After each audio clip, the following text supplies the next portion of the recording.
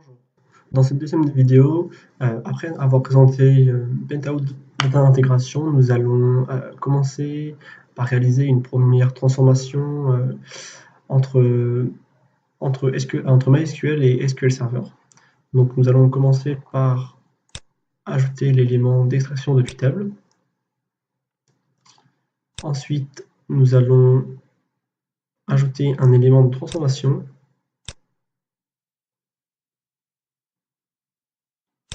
qui sera un tri ligne. Enfin, nous allons réaliser une alimentation table dans SQL Server. Donc insertion table, voilà. Donc premièrement, nous commençons par éditer les tables en faisant un clic droit sur le composant extraction depuis table.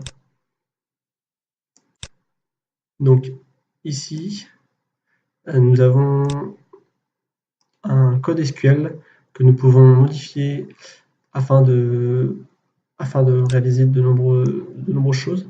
Donc premièrement, nous allons devoir nous connecter à une de nos bases de données.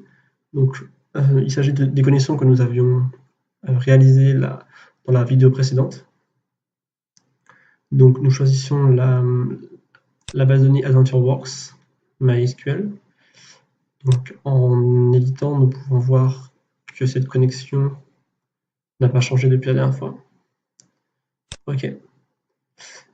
À présent, nous pouvons réaliser le code SQL d'extraction, donc ce sera de type select. Donc pour cela, nous pouvons utiliser la commande d'obtenir strict SQL select. Donc là, Pentao va rechercher à partir de la connexion et donc de la base de données les différentes tables qui sont présentes. Donc ici, nous recherchons donc, la table product. Donc nous validons. Ici, une commande nous est demandée et nous répondons oui. Donc nous avons la liste de toutes les tables de tous les champs de la table. Donc nous pouvons renommer certains champs. C'est ce que nous allons réaliser sur ce champ-là. Donc nous allons renommer en utilisant la commande as et nous allons cliquer product name. Donc voilà. Ensuite, nous pouvons aussi supprimer certains champs. Donc nous allons par exemple enlever certains champs, comme celui-ci.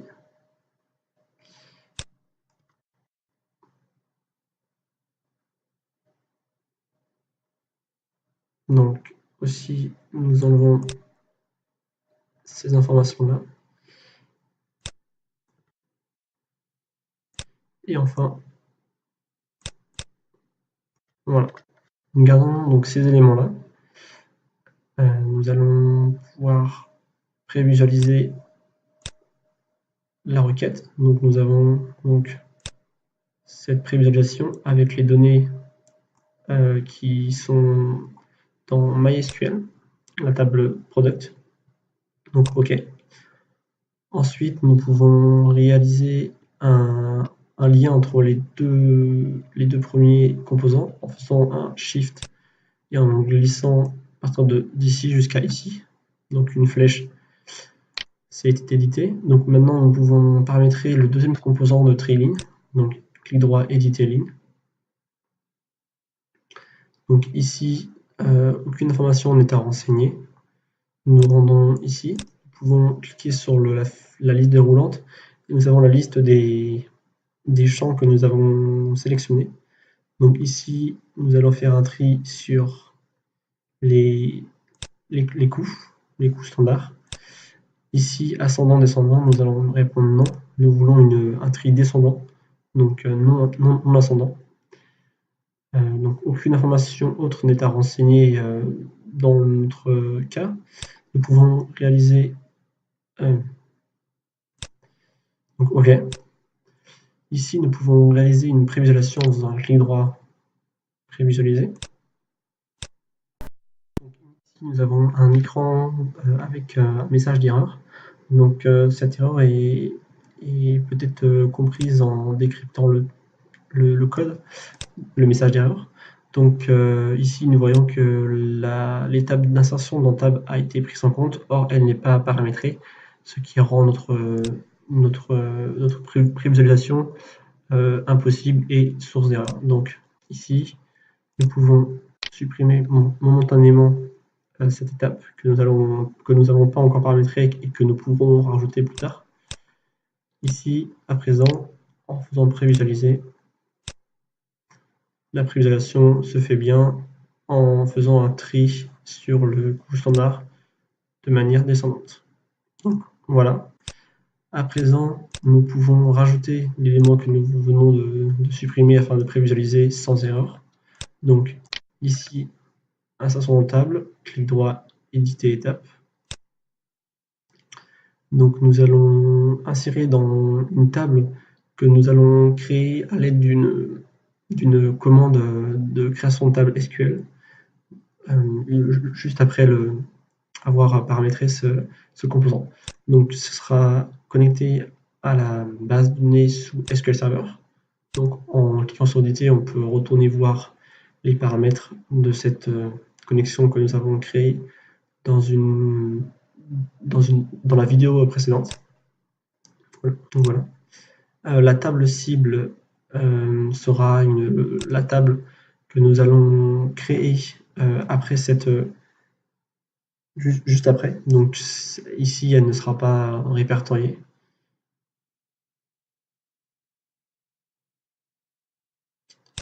Donc voilà, la table s'appellera Product 1. Donc ici, elle est déjà créée, mais nous allons remontrer à travers cette vidéo comment se crée cette table. Donc voilà.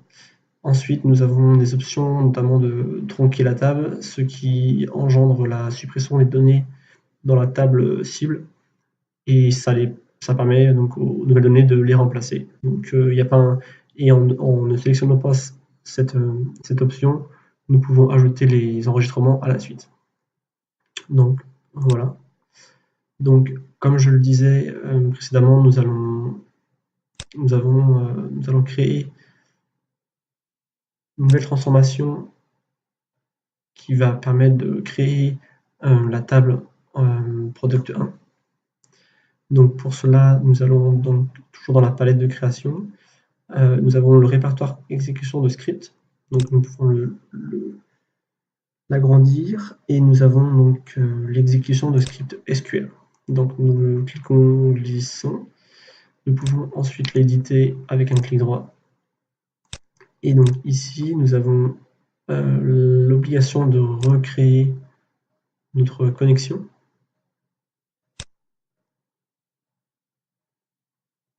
Donc ici, nous renseignons les renseignements que nous voulons.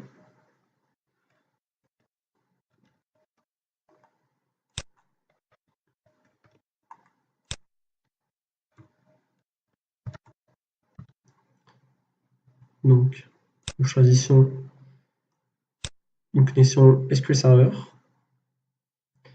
en renseignant l'username et le mot de passe que nous avons renseigné à la création de notre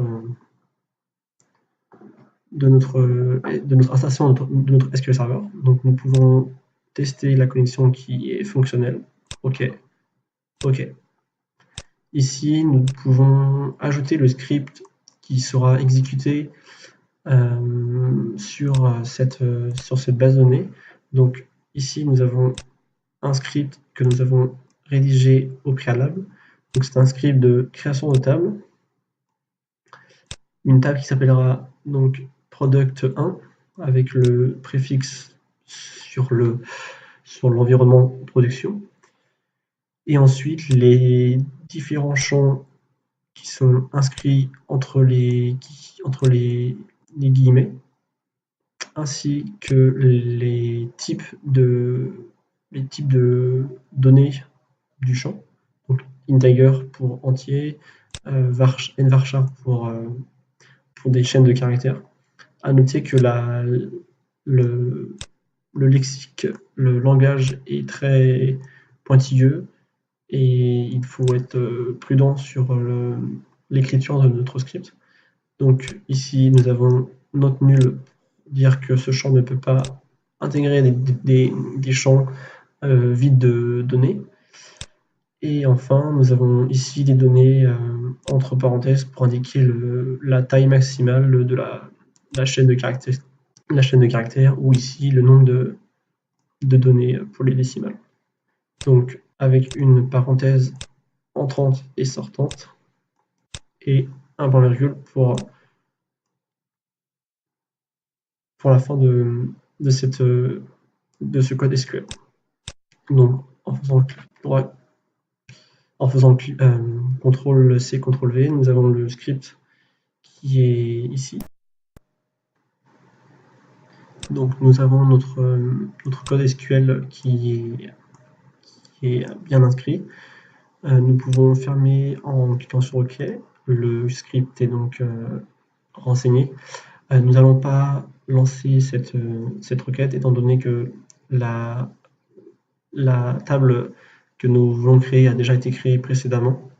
Donc nous pouvons néanmoins prévisualiser.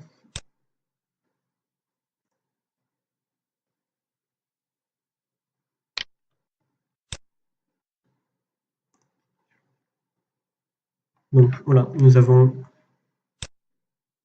une table qui s'appelle déjà product 1 dans la base de données, donc c'est tout à fait normal. Nous aurions pu rajouter la commande if not exist dans notre code SQL afin que cela ne se produise pas. Donc nous allons nous rendre sur SQL Server. Nous allons voir sur cette table DW que nous avons la table product 1 avec les champs que nous avons voulu avoir. Donc les voici. Et donc à présent, nous pouvons revenir sur la transformation que nous avons laissée en suspens. Ici, nous pouvons éditer l'étape, donc en renseignant la table cible que nous venons de montrer à l'écran.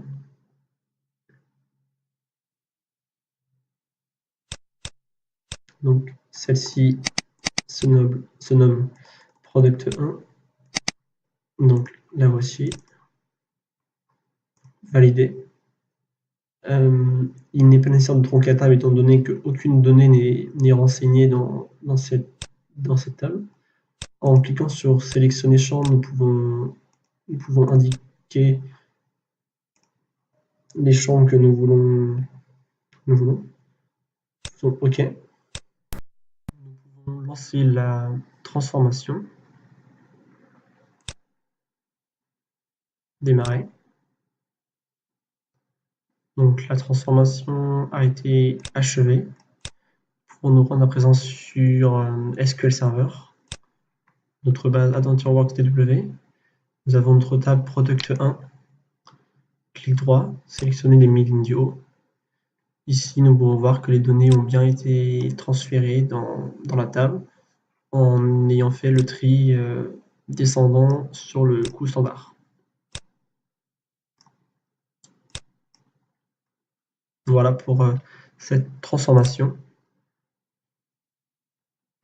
Donc qui est terminée.